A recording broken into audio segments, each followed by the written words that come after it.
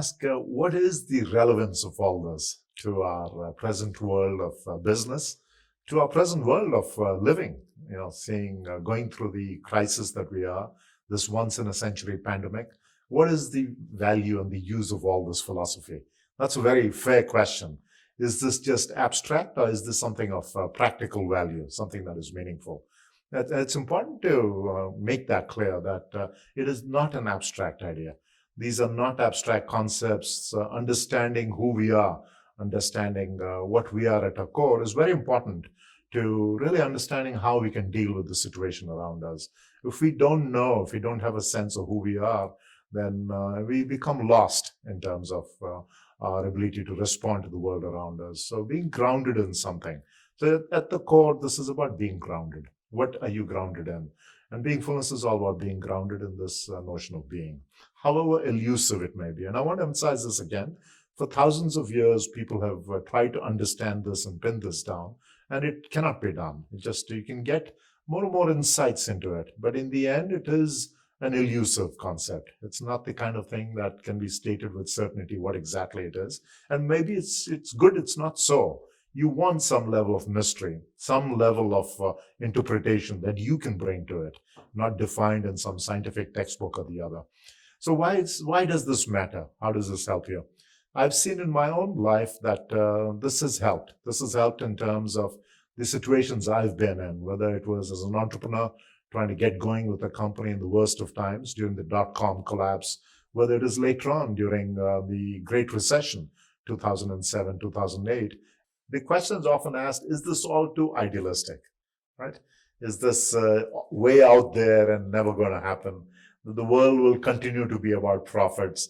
The world will continue to be only about shareholders, that, the environment be damned. It's true for, 30 years, the last 30 years, I would say since the 1990s, when we became more aware of these issues in terms of the environment, in terms of inequality.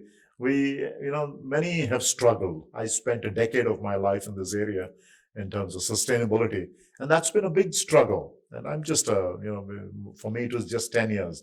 There are people who spent 30, 40 years working on this. It seemed like they were beating their head against a wall, that nothing was giving way, things were not changing.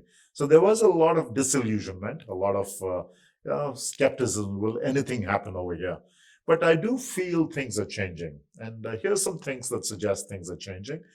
For many decades, it was difficult to get the governments of the world, in particular the US government, to give priority to this.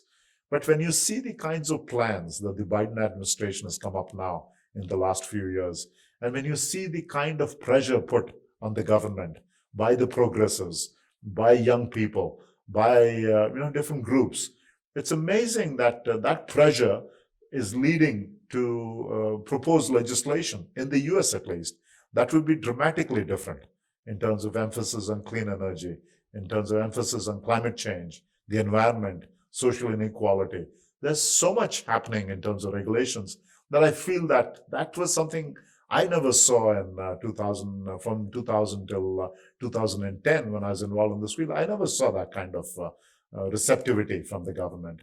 And it's not just in America, in Europe, even in China, tremendous changes.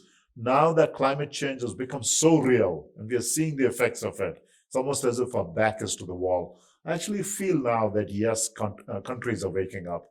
And if the US takes the lead in this and doesn't slide back, which it did for about 6-7 years or so, then yes, things will change.